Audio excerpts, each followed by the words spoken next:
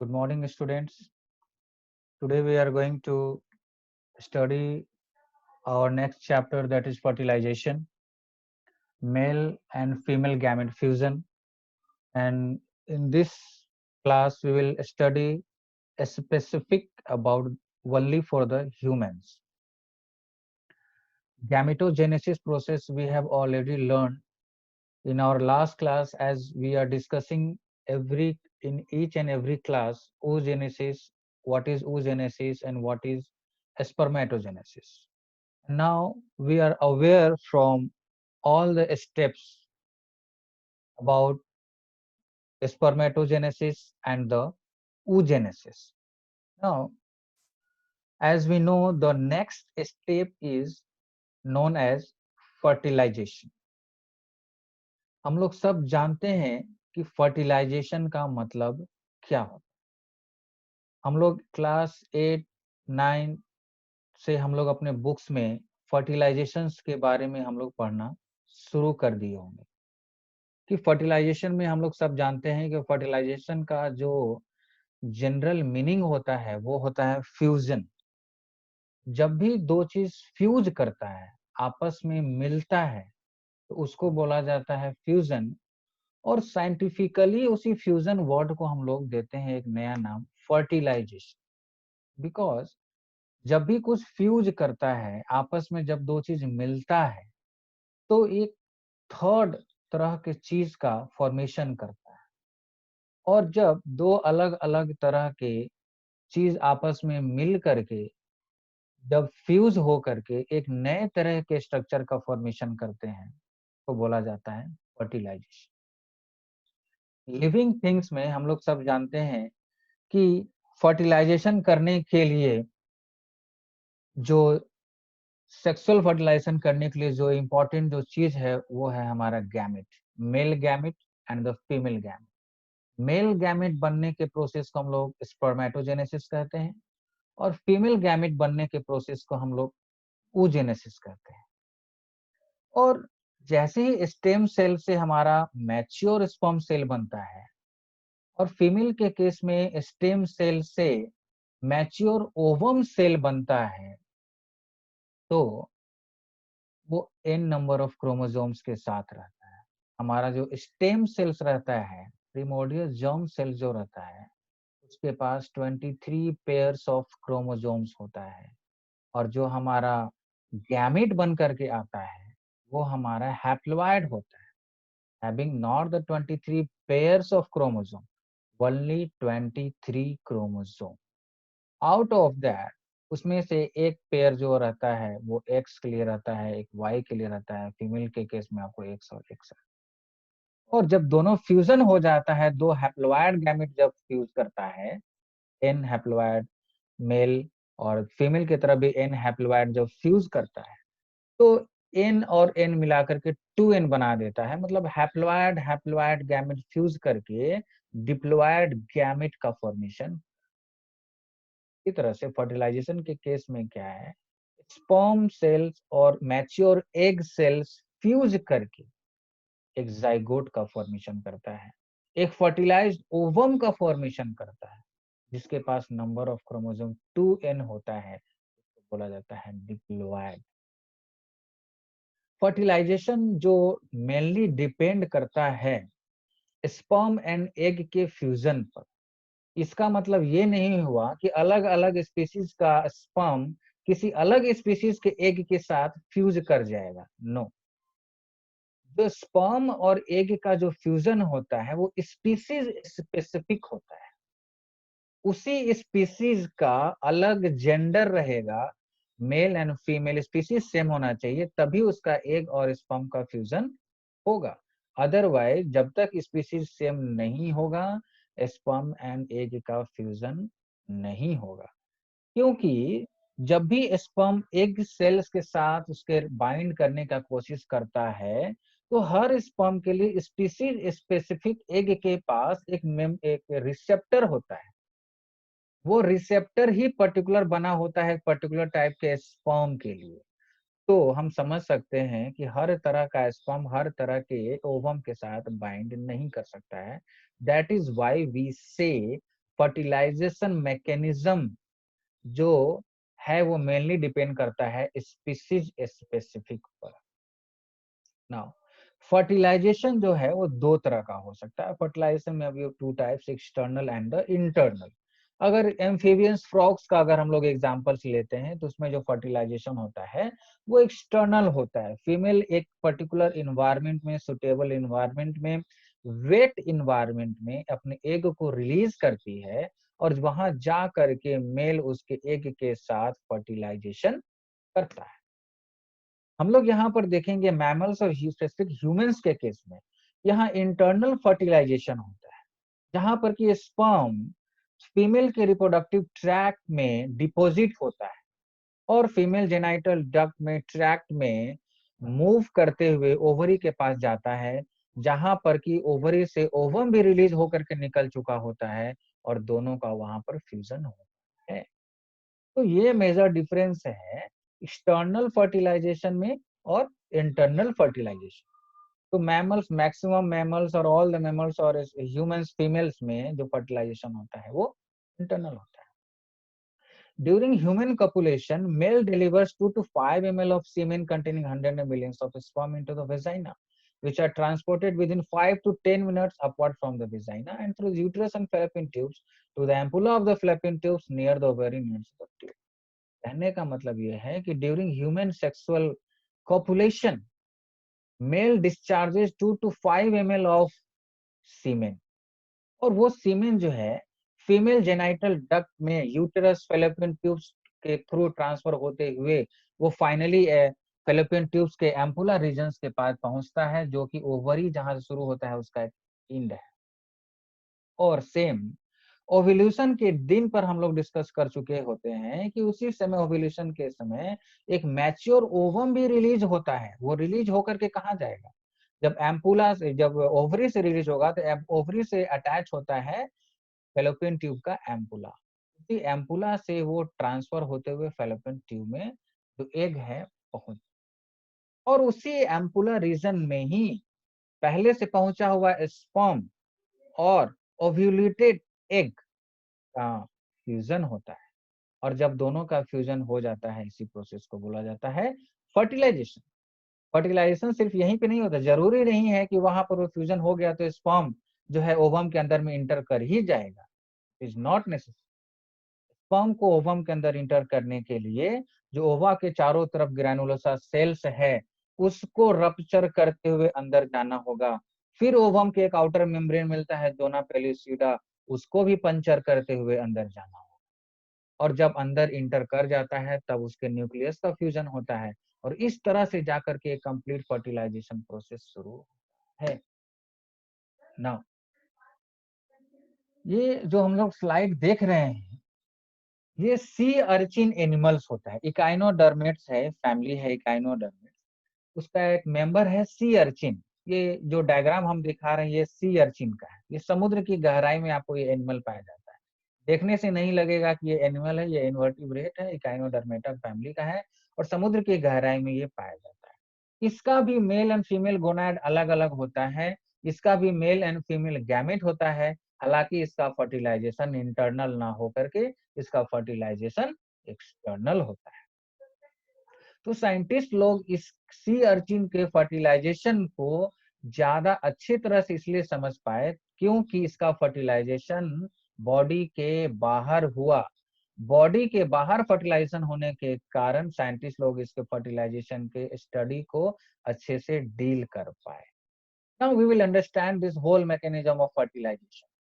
इस मैकेनिज्म में हम लोगों को जो यहाँ पर दिखाने का कोशिश किया गया उसको समझना है कि एक्चुअली यहाँ पर हो क्या रहा है। देखिए ये जो इतना बड़ा ये है हमारा फीमेल का एग सेल। ये जो आप बड़ा सा चांद, आधा चांद के जैसा स्ट्रक्चर देख रहे हैं वो है हमारा फीमेल का एग, मतलब sea urchin, female sea urchin का एग और उसका साइटोप्लाज्म। अब ये जो पर्पल कलर का बाउंड्री देख रहे हैं ये है विटेलाइन मेम्ब्रेन। पर्पल कलर का जो आप देख रहे हैं लाइनिंग वो है वाइटिलिन मेम्ब्रेन, जो कि आपको मैमल्स के केस में देखने के लिए नहीं मिलता है। वाइटिलाइन मेम्ब्रेन के नीचे का जो लेयर है उसको बोला जाता है प्लाज्मा मेम्ब्रेन। उसी प्लाज्मा मेम्ब्रेन पर स्पर्म से बाइंड करने वाला रिसेप्टर प्रेजेंट रहता है, उसको स्पर्म बाइंडिंग रिसेप्टर बोला जाता है। ठीक है, और उसके नीचे कुछ प्लाज्मा मेम्ब्रेन के जस्ट नीचे है कॉर्टिकल ग्रैन्यूल्स, लाइन से जो है कॉर्टिकल ग्रैन्यूल्स चारों तरफ जो है प्लाज्मा मेम्ब्रेन के नीचे प्रेजेंट रहता है। तो ये जो आप बड़ा सा ये देख रहे हैं, this is your sperm and sperm head. तो अब आप स्ट्रक्चर को समझ रहे हैं। This is overall structure of egg and this is structure of sperm head. ना फर्स्ट स्टेप में क्या दिखा रहा है, दिस इज स्पर्म हेड, और आगे जो हमने बता चुके हैं कि स्पर्म के हेड में एक्रोसोम होता है। एक्रोसोम में कौन सा एंजाइम भरा हुआ रहता है? Can you please name that enzyme is known as hyaluronidase enzyme. आप लोगों को याद होगा, नहीं भी याद होगा तो फिर से जाके उस क्लास को रिवाइज कीजिए। Hyaluronidase enzyme acrosome sperm head के आगे जो प्रेजेंट रहता है एंजाइम, उसको बोला जाता है हाइलुरोनिडेज एंजाइम। तो फर्स्ट स्टेप में क्या करता है, the sperm contacts the egg's jelly coat.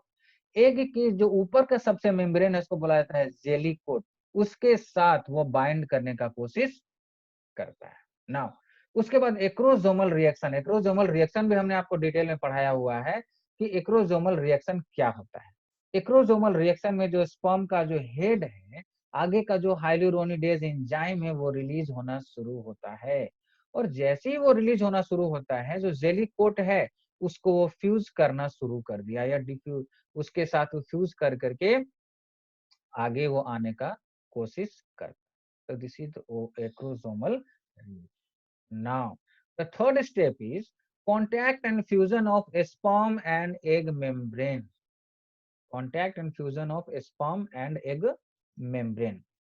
देखिए स्पर्म का जो है एग के मेम्ब्रेन के साथ फ्यूजन होता है। स्पर्म का हेड जो उसका हाइलुरोनिडेज एंजाइम जो है मेम्ब्रेन के साथ फ्यूज करना शुरू किया, और उसके जैसे ही वो करता है तो उसका जो प्लाज्मा मेम्ब्रेन है वो डीपोलराइज हो जाता है।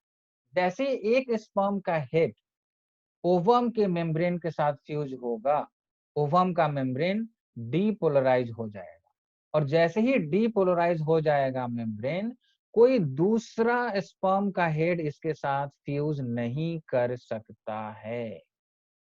ये बात आप ध्यान दीजिएगा कि जैसे ही एक स्पर्म का हेड एग के प्लाज्मा मेम्ब्रेन के साथ उसके रिसेप्टर के साथ फ्यूज कर जाएगा, तो उसका जो प्लाज्मा मेम्ब्रेन है डीपोलराइज हो जाएगा, और डीपोलराइज होने के कारण अब कोई भी दूसरा स्पर्म का हेड उसके साथ रिएक्ट करके अंदर नहीं आ सकता है, और इसी को बोला जाता है प्रिवेंशन ऑफ पॉलीस्पर्मी। मतलब एक से ज्यादा स्पर्म रिएक्ट ना करने के प्रोसेस को बोला जाता है प्रिवेंशन ऑफ पॉलीस्पर्मी। अगर एक से ज्यादा स्पर्म अगर फ्यूज करना शुरू कर देगा तो एम्ब्रियो जो बनने वाला है, इधर दो ही तरह का चीज होगा कि एक से ज्यादा एम्ब्रियो का फॉर्मेशन होगा, या उससे ज्यादा क्या हो सकता है कि जो भी एम्ब्रियो बन रहा है वो डैमेज हो सकता है। तो ये दो बात ध्यान दीजिएगा। अगर ठीक ठाक से रहा तब एक से ज्यादा भी आपको क्या बोलते हैं कि एम्ब्रियो का फॉर्मेशन हो सकता है, पॉलीस्पर्मी अगर हो गया तो। और अगर पॉलीस्पर्मी का प्रोसेस को अगर ठीक से नहीं हुआ तो जो भी एम्ब्रियो का फॉर्मेशन हो रहा है वो एम्ब्रियो का फॉर्मेशन नहीं होगा, वो डैमेज हो जाएगा। बट नेचुरल जनरल केस में क्या होता है कि एक ही जब स्पर्म एग के साथ बाइंड कर जाता है तो एग का प्लाज्मा मेम्ब्रेन डीपोलराइज होता है, और दूसरे किसी भी स्पर्म को इंटरेक्ट होने से वो क्या करता है, रोक। कैसे रोकता है? तो देखिए एग के नीचे जो है ये जो आप देख रहे हैं ग्रैन्यूल्स, उसको बोला जाता है कॉर्टिकल ग्रैन्यूल्स। जैसे ही स्पर्म प्लाज्मा मेम्ब्रेन के हेड के जो है स्पर्म का जो हेड है एग के प्लाज्मा मेम्ब्रेन के साथ बाइंड करता है, तो एग के प्लाज्मा मेम्ब्रेन के नीचे प्रेजेंट जितना भी आपको कॉर्टिकल ग्रैन्यूल्स है वो प्लाज्मा मेम्ब्रेन को डीपोलराइज कर देता है, पूरे सरफेस को डीपोलराइज कर देगा, और एक से ज्यादा स्पर्म का फ्यूजन होगा ही नहीं। और जैसे ही एक स्पर्म अपना घुस चुका है तो एंट्री जो स्पर्म है जो इंटर कर चुका है उसका न्यूक्लियस नाउ एग के न्यूक्लियस के साथ फ्यूज करता है और जाइगोट बनाता है। तो ये है ओवरऑल प्रोसेस सी अर्चिन में, इस एनिमल में इस तरह से फर्टिलाइजेशन होता है, और यही एक जनरल मैकेनिज्म है मैमल्स में भी इसी तरह का ह्यूमन फीमेल्स में भी इसी तरह से फर्टिलाइजेशन होता है।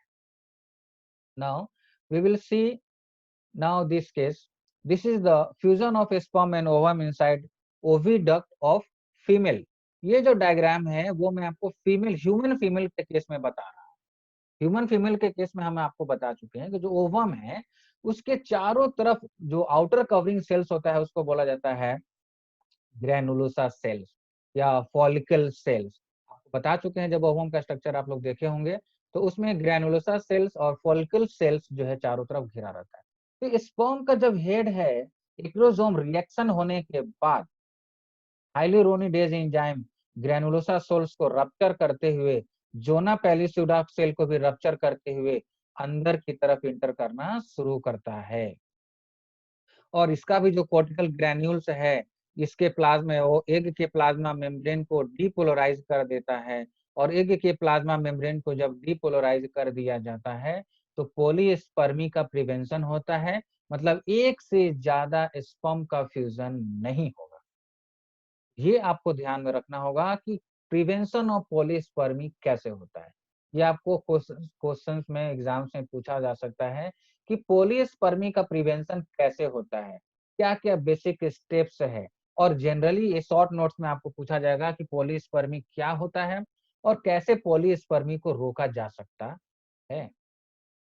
तो देखिए, आपको यही चीज समझना है और यही चीज लिखा हुआ है। अगर पॉलीस्पर्मी, ये लास्ट लाइन में लिखा है, तो अगर पॉलीस्पर्मी हो जाता है तो एबनॉर्मल नंबर ऑफ क्रोमोसोम्स हो सकता है और जिसके कारण एम्ब्रियो का डेथ भी हो सकता है, मतलब आगे कोई भी एम्ब्रियो का फॉर्मेशन नहीं होगा।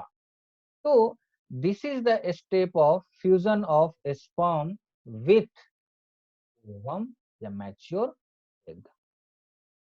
नाउ अब देखिए, जब ये जो डायग्राम आप देख रहे हैं अपने सामने, यहाँ पर आप देख रहे होंगे न्यूक्लियस कुछ है।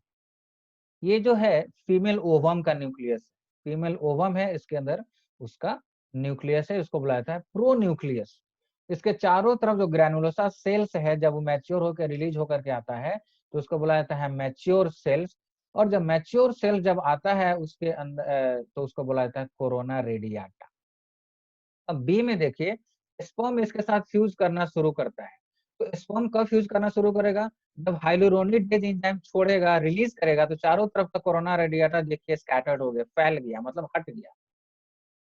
इसी इसी स्टेप को बोला जाता है, जो मैंने आपको लास्ट डायग्राम में मैंने आपको दिखाया था, ये वाला, कि ग्रेनुलोसा सेल जो है चारों तरफ हाइलुरोनिडेज एंजाइम सेक्रेट करता है और वो चारों तरफ से हट जाता है और पहुंचता है जोना पेलिसिडा लेयर को भी पंचर करके इंटर करता है। तो यहाँ पर भी वही है कि जैसे स्पर्म हाइलुरोनिडेज एंजाइम सेक्रेट करता है, इसके चारों तरफ का ग्रेनुलोसा सेल्स और कोरोना रेडियाटा स्कैटर्ड हो जाता है। नाउ इस डायग्राम में देखिए कि स्पर्म जो है फीमेल के ओवम के अंदर में इंटर करता है। जैसे स्पर्म इंटर करता है, इसका भी जो न्यूक्लियस है स्पर्म का, उसको बोला जाता है मेल प्रो न्यूक्लियस। नाउ एक एग सेल के अंदर में, ध्यान से देखिए, एक एग सेल के अंदर में फीमेल का भी प्रो न्यूक्लियस है, अब स्पर्म भी उसका उसका भी प्रो न्यूक्लियस है। नाउ ये भी एन नंबर था, ये भी एन नंबर था, तो अब ये फ्यूजन होकर के बन गया फर्टिलाइज्ड ओवम। ये कितना हो जाएगा?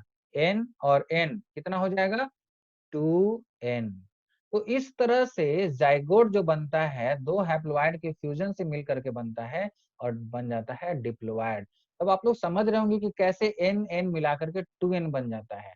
एन आया मेल का, ये एन पहले से एक का है फीमेल का, और दोनों का फ्यूजन हो जाता है, एक फर्टिलाइज्ड ओवम बनाता है, उसको बुलाया जाता है जाइगोट, और वो हो जाता है 2n। इसको समझ गए आप लोग? अब जो हम उतना देर से बोल रहे थे उसको आप डायग्रामेटिकली समझने का कोशिश कीजिए।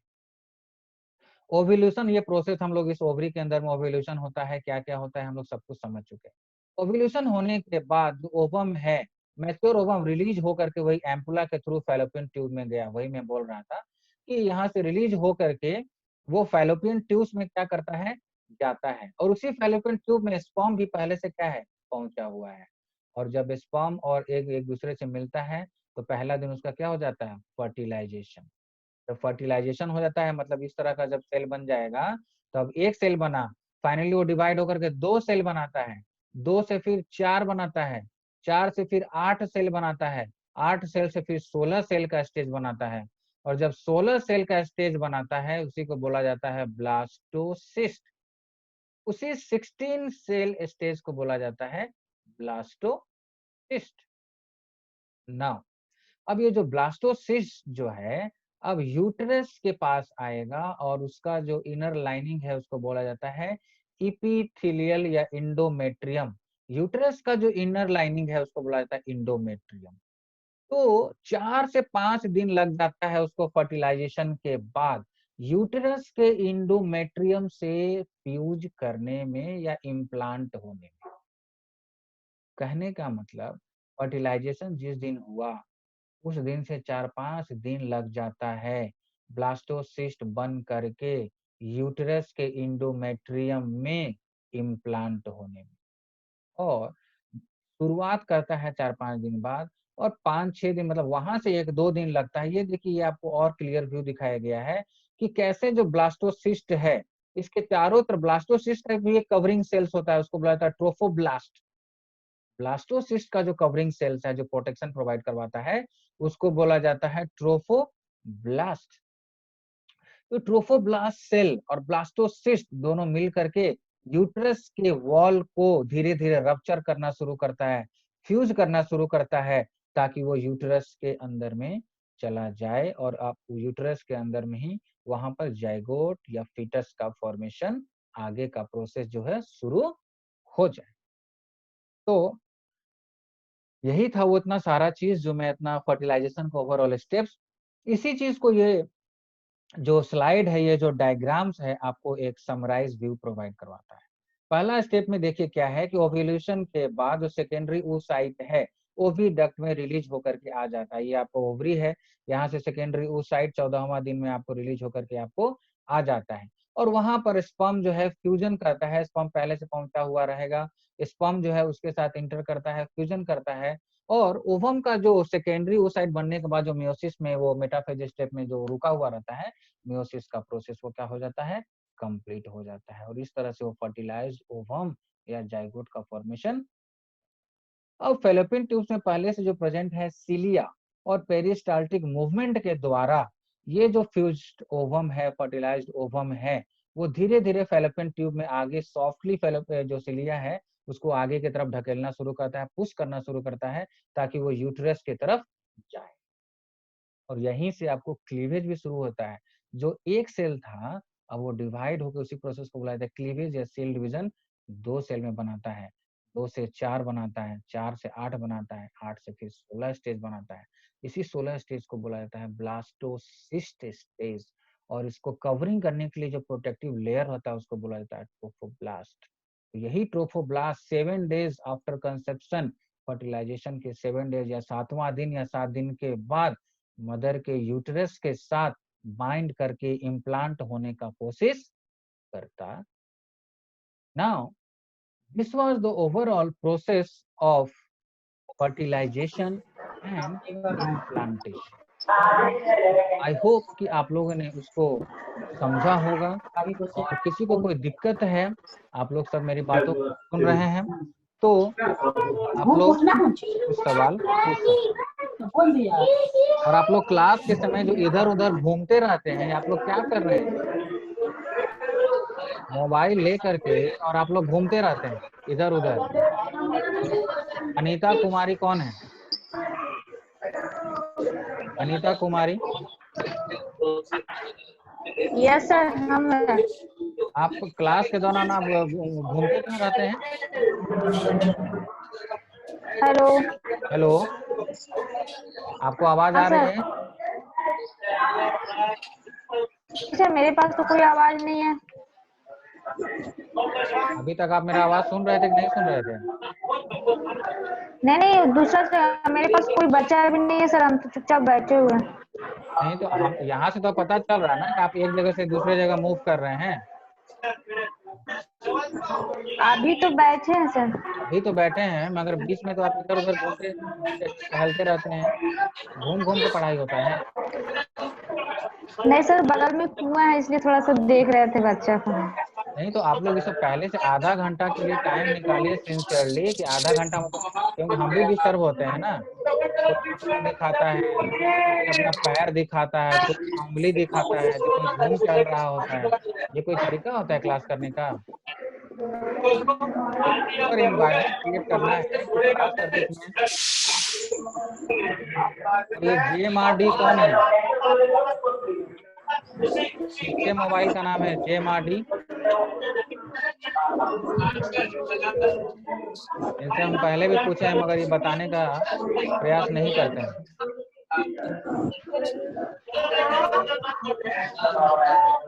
जेएमआरडी कौन है? हाँ सर बोलिए। आप अपने मोबाइल का नाम क्यों नहीं लिखे? जेएमआरडी, आपका अटेंडेंस जेएमआरडी से बनेगा। पहले से सेव है वैसा ही आ जाता है। नहीं तो उसका नाम अपना प्रोफाइल, आपको तो बार बार बोले हैं कि प्रोफाइल नेम चेंज करना है, मोबाइल नेम नहीं रहेगा, अटेंडेंस इससे बनेगा जेएमआरडी से। तो कैसे पता चलेगा कि आप हमारे स्टूडेंट हैं कि नहीं है? बार बार समझ, पहले से सेव है तो ऐसा थोड़ी कुछ चेंज नहीं कर सकते हैं आप, तो चेंज तो किया ही जा सकता है नाम।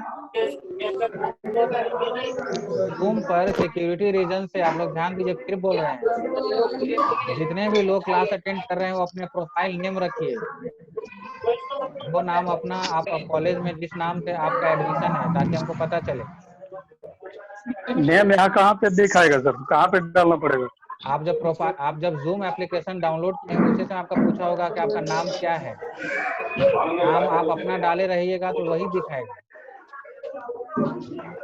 डाले थे लेकिन ये पता नहीं है, ट्रू कॉलर से ये किए हुए है, वही नेम है ये। नहीं, ट्रू कॉलर अलग है, जूम अलग है। और ये कौन है? ये गैलेक्सी A50 कौन यूज कर रहा है? गैलेक्सी A50 कौन है?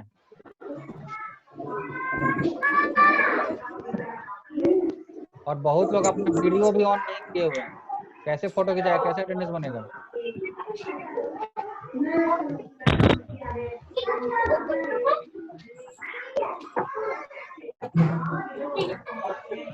आज के क्लास से कुछ पूछना है? कोई भी क्वेश्चन समझ में आया आप लोग को? Yes sir. किसी को कोई दिक्कत? नहीं सर, नो सर। जो पढ़ा रहे हैं आप लोग को समझ में आ रहा है? Yes sir. कोई मेल, कोई बॉयज स्टूडेंट नहीं है? कोई हाँ ना नहीं बोल रहा है? क्या हो गया है? मुंह में भी लॉकडाउन है क्या? तुम्हारा आएगा।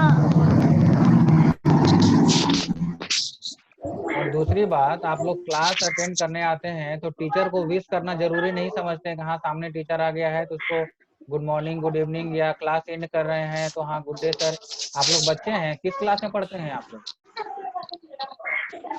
थैंक यू वगैरह वगैरह ये सब मैनर आप लोग नहीं सीखे हैं लग रहा है आप लोग।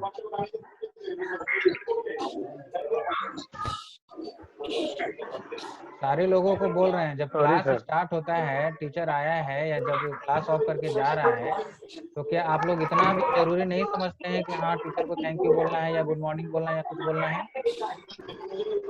Yes sir. नर्सरी में पढ़ते हैं क्या आप लोग?